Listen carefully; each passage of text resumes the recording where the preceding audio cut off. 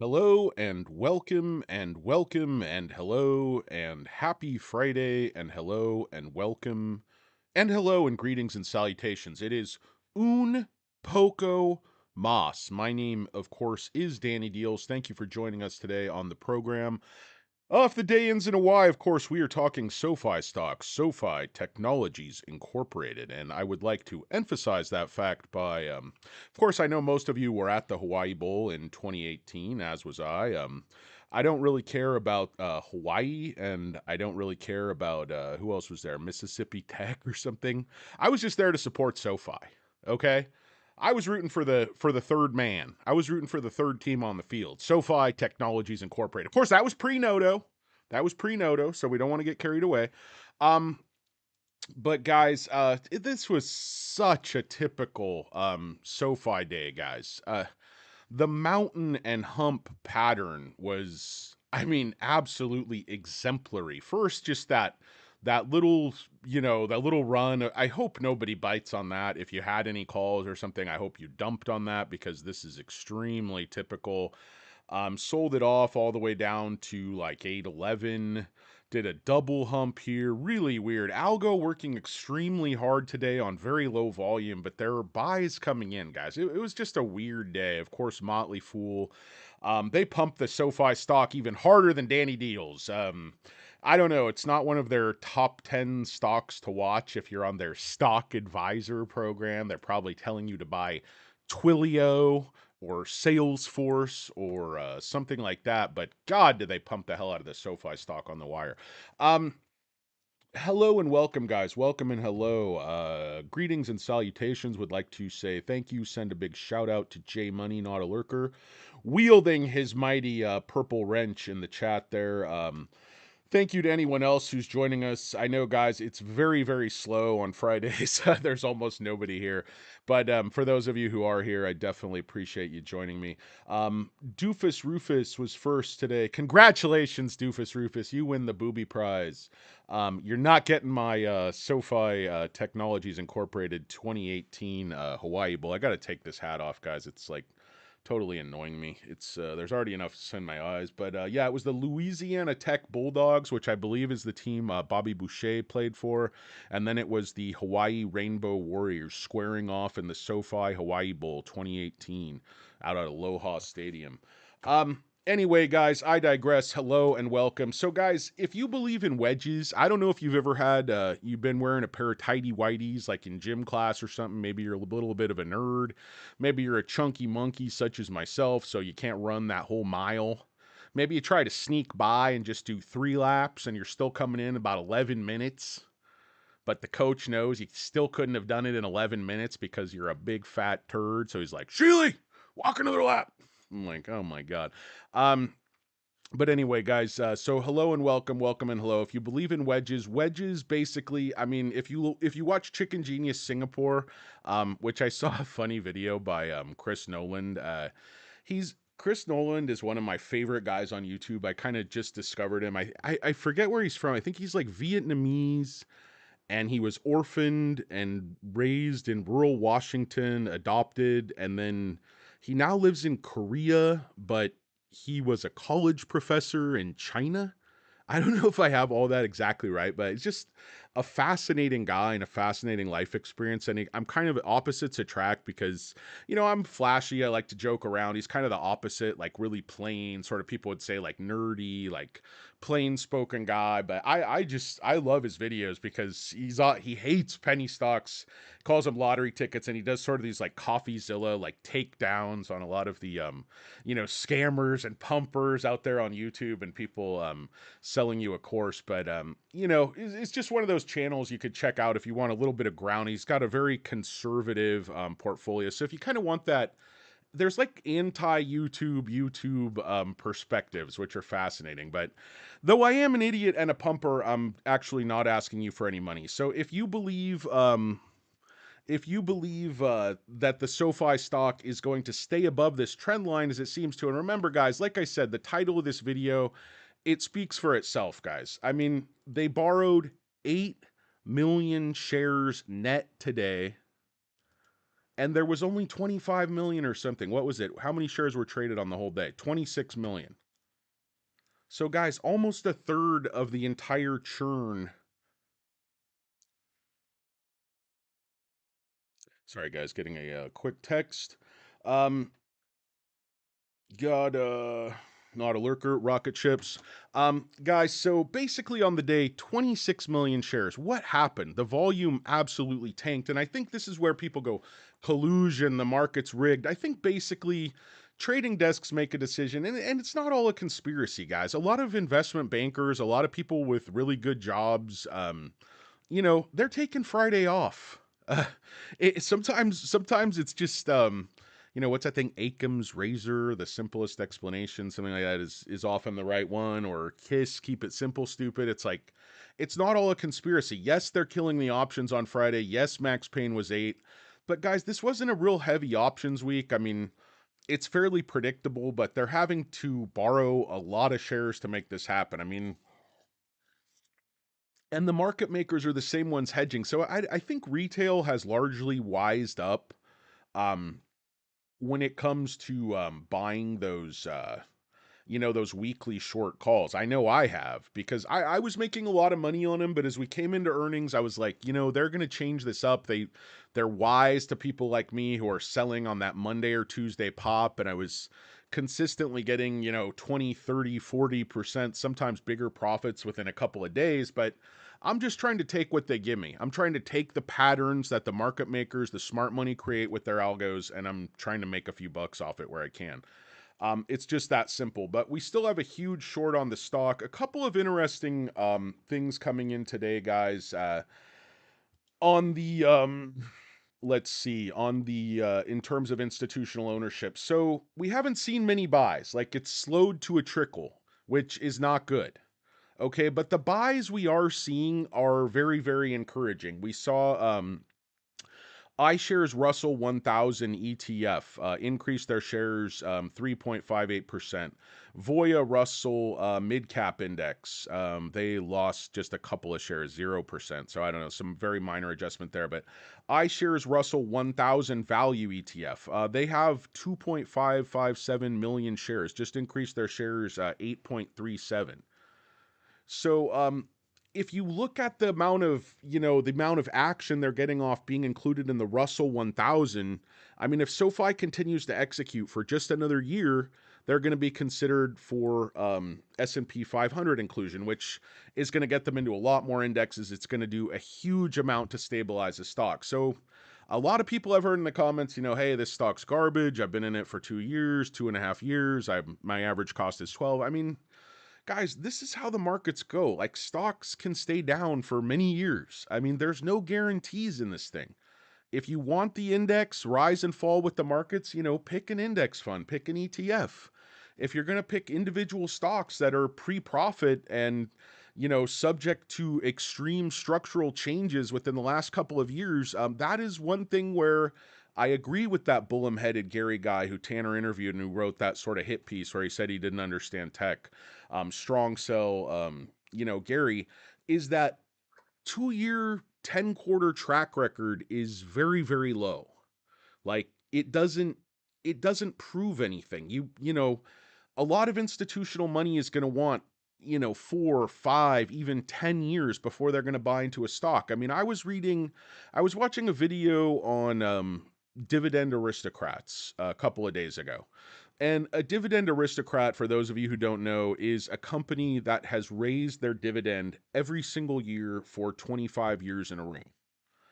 And I was like, my God.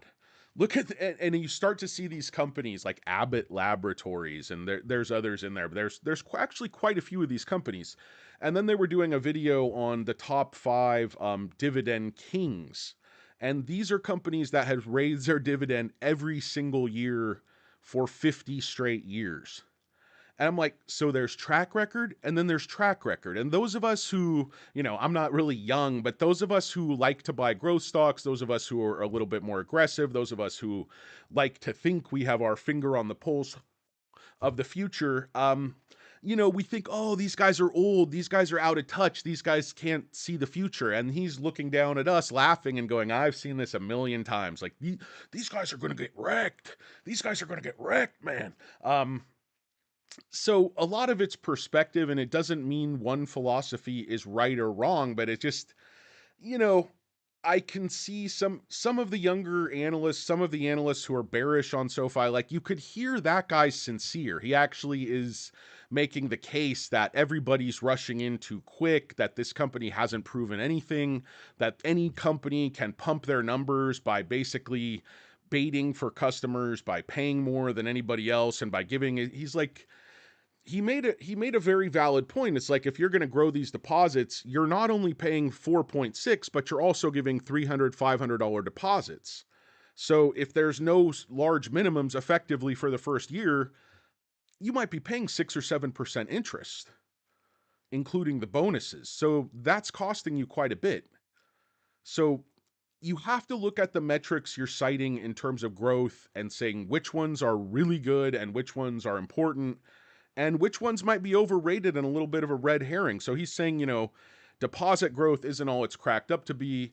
Membership growth is easy if you just pay for it. But one of the things I note with SoFi is they're only giving those high interest rates, or I think they just might have had another program if you have a minimum balance, but they're only giving those really high interest rates to direct deposit customers.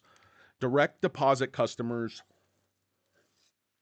pardon me, tend to stay with their bank. And also, they're responsible for a ton, like 90% of SoFi's deposit growth. And this is going to allow SoFi to make more net interest income into the future. He's like, well, deposits aren't good. SoFi is going to have other loans in the near future as rates are cut, whether that's June, July, whatever it is. Rates are going to come down toward the end of this year. So it's not just going to be personal loans. The demand for personal loans is going to continue to be as high as SoFi wants it to be. Guys, every story you see is record credit card debt, record household debt. Don't you think people that have good jobs but a lot of credit card debt, a lot of really high interest debt, 20s, 30%, they're going to be looking for these personal loans that take that rate down to, 16, 17%? If you cut off 10% of the interest, you're going to save a ton of money. And I know 16, 17% doesn't sound that great, but if you're paying 28, it really does make a huge difference. Less interest is less interest. And SoFi makes a huge, huge spread on these loans. And deposits are critical to the SoFi business model. Now, everybody wants to talk about technology. Everybody wants to talk about our valuation. I was watching a great video by StockGoat where he was comparing the growth rates of sort of these AI companies, these internet security companies. And here's the SoFi stock 223 tile, massive borrowing to step on SoFi check. Mini squeeze seems increasingly possible. CLP3 would distribute SoFi Wisdom Monday, and that's at the UBS conference, I think, Monday afternoon. Here you have somebody getting kicked really hard in the balls and a bear saying, sorry, I've been stupid. But guys, the Bears have been very effective at holding the stock at these levels, and the reason that's been able to happen is very simple. When Kathy Wood's still buying. I think she bought, almost 700,000 shares or something yesterday. But the problem is, you see right after the quarter, institutions rushing in, institutional ownership might have kicked up to about 41%, but you really see it flattening off again. I mean, you're just seeing a few buys per day now here this week, where, last week you were seeing a dozen, 15, 20 buys in one day. So you're just not seeing that anymore. So the buzz is dying. The volume is dying. It doesn't mean the stock's going to crash back, because I'm still not looking for people to sell it under 8. But I'm just, a run delayed is not a run denied. I still believe this NBA news is huge. I still believe net profit is huge. Is the stock just going to get no pop out of that? My argument is, look, they were shorting 85 million shares like around New Year. Now they're shorting 150 million. So 65, 70 million additional shares shorted. I mean, it amounts to about 10 million shares a week. And it's significant because those high volume days, they're not legit, guys. A lot of us retail turds, we're already loaded for bear. Just because they announced net profit, I mean, we were just buying at 5 and 6 and even in the 4s.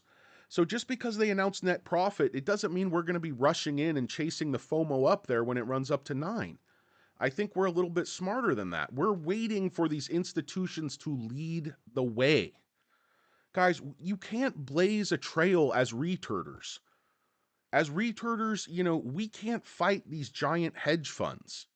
We can't fight these short long hedge funds. We just don't have the money. We just don't have the coordination. Look at what they do day by day on the borrowing. They can control the price action of the stock. They can hit max pain, just dial it in with the fine tooth comb. We can't fight these battles, so we need Aunt Kathy to fight these battles. We need our old Uncle Vanguard to fight these battles. We need our crazy cousin BlackRock to fight these battles. I mean, that's the deal, guys. The company can perform and execute, but as long as the smart money stays on the sidelines, says, let's just wait and see. Why don't wait for a few more quarters? Nobody's rushing in. The shorts are holding the stock down. And by the way, we are the shorts. So, it's like Morgan Fudley, as they're downgrading the stock, they're also buying the stock like the next few days, and they're also shorting the stock. So, a lot of these companies are short long. A lot of these companies are slowly flipping to long, but they're in no rush to do so. They're not going to pay a higher price than they want. They're going to control the price, keep it where they want, accumulate around 8 if that's where they're comfortable doing so. And that's what it seems like. If you look at the options, everyone's very happy, it seems like, to hold this stock at 8. I mean, this does not usually look like this. For months and years, I've looked at this, and the puts are always over here lower to the left. The calls are always here to the right. They're always more distributed. You see more calls, idiots buying calls out at like 9.50, 10. You're just not seeing that, guys. The institution, the algos are absolutely locking in. What's going on? Yeah, it's fun being in a cult. Chuck you, Farley. Guys, I really don't see I do kind of see Tesla as oh, Princess J. I really don't see SoFi as like a cult of investors. SoFi is not a company I view as like maybe a Tesla, where people are so passionate about it to the point they're not being rational. I mean, come on, guys. It's not a car. You're not naming it. So this is banking. This is lending. I mean, I think people like SoFi because SoFi gives them a better deal, and SoFi is a good user experience, and people like the company, and people like their product mix. That's what I think it is. I really think SoFi has built a better mousetrap. I wouldn't use SoFi if they didn't give me a good deal and it wasn't easy to use, and I didn't like the app, and I didn't like the credit card stuff. I just wouldn't use it. We all have millions of options, and that's what they talk about. There's so much competition, and it's not a growth industry. Well, SoFi's still winning. That's what Noto was talking about. If you saw his little spiel on Twitter, it's like, I didn't think it would be so easy to win. But all the other people that were trying to build what I'm building here, what I laid out, and what I continue to execute on, they're all dropping by the wayside. It doesn't matter if it's like Apple and Marcus or many of these others. Obviously, Discover, which was, you could sort of say was kind of a cutting edge company a few decades ago. You had their own credit card network. They were giving cash back. So Discover was quite an innovative company at one point, or at least it was considered so. And, they got bought out at a pretty decent valuation there, it looks like. But I think the consolidation also goes to show that, some of these companies realize they're going to have to innovate, and that scale lets you be more effective with your margins. And that's one of the major things I see in terms of SoFi is people are just not talking about, is that when they're talking about valuing SoFi as a bank, what happens with other banks, mega banks, regional banks, credit unions? As they add customers, they're also adding branches. They're also adding employees. They're also adding managers with those, bungees with the keys on their wrist. SoFi is not doing that. SoFi is all digital. SoFi owns their own infrastructure. So the marginal cost for these new members is very, very little. You just maybe need to add a few more customer service people. And I think that would be a good idea anyway. If you've called SoFi, there can be, when things are not going perfectly or it's a busy day, there can be some pretty long hold times in terms of invest. Not horrible. I mean, not necessarily any worse than anybody else, but I think it would be beneficial to have, be able to get through a little bit quicker. But anyway, guys, I just think nobody acknowledges what SoFi actually is. And if you listen, I haven't been able to listen to the whole interview with Kathy Wood and Anthony Noto, but he really lays out how he sees SoFi in the marketplace and what he sees as the structural and competitive advantages SoFi brings to the table. And when you listen to him describe it, I think most honest people would realize that SoFi is pretty unique in terms of what they've been able to accomplish, what they've been able to build. Now, yes, a couple years is not proof, and they have paid for the growth. These are fair criticisms. But I think it's also fair on the flip side of the coin to say much has been accomplished. Remember in the, I think it was margin call where they're talking about, selling everything on that day. He's like, do not discount what you've done here. Much has been accomplished. Your talents have not been wasted. It's like, um, everyone who says this is so easy and you're just paying for the growth, well, I don't see any other companies doing it. And SoFi's making money at it. So if it were so easy, why wouldn't there be competitors actually accomplishing what SoFi's accomplishing? I think objectively that is a fair way to look at things in terms of the bull case. Anything else, guys? Who's here? Let me take a little look-see at your comments. Oakham's Razor, I think is how you pronounce that, if I remember junior high school science. Nice new cap. Thank you, sweetheart. Doofus Rufus, tap water. Yeah, guys, I think I'm out of, oh no, I do have some additional tap water in my secondary SoFi tumbler. Sorry, guys, bit of a ramble. I woke up way too early, and I have been strictly sticking to my 2 cup of coffee rule. Um, which is really not easy for me, and it kind of makes my mind feel just a little bit foggy, but just a little bit. Un poco mas, guys. Thank you for tuning in. But I just think like when you talk about digital banks, neobanks, they compare SoFi on the one hand to like fintech. You're always like hearing them compared, and their stock prices used to move sometimes, at least on the way down, with Affirm and Upstart. People used to, and those are digital lenders, AI. People want to talk about, but in reality, those companies are absolutely nothing like SoFi. And then, people want to talk about like Robinhood and Coinbase, which are again nothing like SoFi. But one of the good signs today, guys, is SoFi was actually up. Again, you see that patented mountain and hump, basically even on the day, up 2 pennies, including after hours. But if you look, Upstart was down 1%, Affirm down 1%, even Palantir was down, though Palantir, of course, had that giant pop on earnings. Coinbase down, Lucid down, and then the financials were actually up. So SoFi was trading like, of course, it was dominated by algos. It was low volume. It was heavily, heavily shorted. I acknowledge all that. But the fact that, guys, if you look at a stock, just I'm able to do math on this in my head, kind of work it out because just seeing this sort of rough napkin math, um, i.e. Warren Red Balls. But if you look at this, 26.4 million shares traded on the day, right? And then you look at the net borrowing, and I don't know what it was, 8 million. Okay, and the stock is still even on the day. So does that look like a stock people are willing to dump under 8? I mean, how does it benefit market makers to hold the stock at 815 or 820 rather than, 790 if everyone's so anxious to dump the stock? And yesterday, guys, I saw cost to borrow was spiking near 10%. I never see that. The highest I ever see it is 7.86%. And then cost to borrow average is usually like 0.3%. And cost to borrow average has been up over 1%. And I know that's still low. I know it doesn't sound like a big deal, but that cost to borrow average has like tripled very recently. Guys, under the surface, the mechanics, the math, things are actually changing with the stock. I know it's difficult. I know you don't want to, you see these other stocks run. You're like, I should be in NVIDIA. Why didn't I just sell and buy Facebook? Why didn't I buy Meta? Woulda, shoulda, coulda, guys. I mean, I am for diversification. I'm not, someone's like, there are other stocks. Like, you just talk about SoFi. And so nobody who watches you realizes there's other stocks. Like, you have to be honest and tell them there's other better stocks they can invest in. I'm like, come on, guys. This isn't like kindergarten. You're not 5-year-olds investing in the stocks. There's a lot of people here like to talk about SoFi. Doesn't mean I think that's the only thing you could or should invest in. I mean, please, like, I don't understand the saviors on the comment boards. I'm like, you have to tell people there's other stocks. I'm like, what? What the hell are you talking about? You imbecile.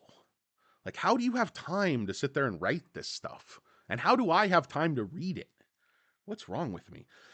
Noto 3-year predictions are off. I mean, yeah, Doofus Rufus, his precisions are surgical, absolutely surgical. What's going on, guys? Flint Creek in the house. How's it going, Flint Creek? Oprah's Wet Cave, Kathy Wood Noto podcast, excellent. Absolutely Oprah's Wet Cave. That was really, it was nice to see Noto actually engaged in conversation where you could see his brain working, having a conversation, having a give and take. It seems like so much of what he says is like memorized, and I don't blame him. When you're doing these 3-minute hits on, Fox Business or CNBC or whatever it is, you have very little time to try to communicate as much information as possible, and people have very short attention spans. And the hosts interviewing you often ask horrible or very, very generic questions like, "Oh, your growth was good. What do you attribute that to? Are you happy? What kind of windbreaker is that? What is that? Is that all poly? Is that all polyester? Is that a blend? What are you doing with your hair? Is that just for men? No, it wouldn't be just for men. You're very wealthy. You're very handsome." It's like these questions, they're so canned, and the response is canned. So Oprah's Big Wet Cave once again is not only musty but absolutely correct. Just a great interview. I haven't had a chance to listen to the whole thing. I've just listened to some different highlights and some parts people have sent me, but I'm definitely going to try to listen to the whole thing once I have an opportunity.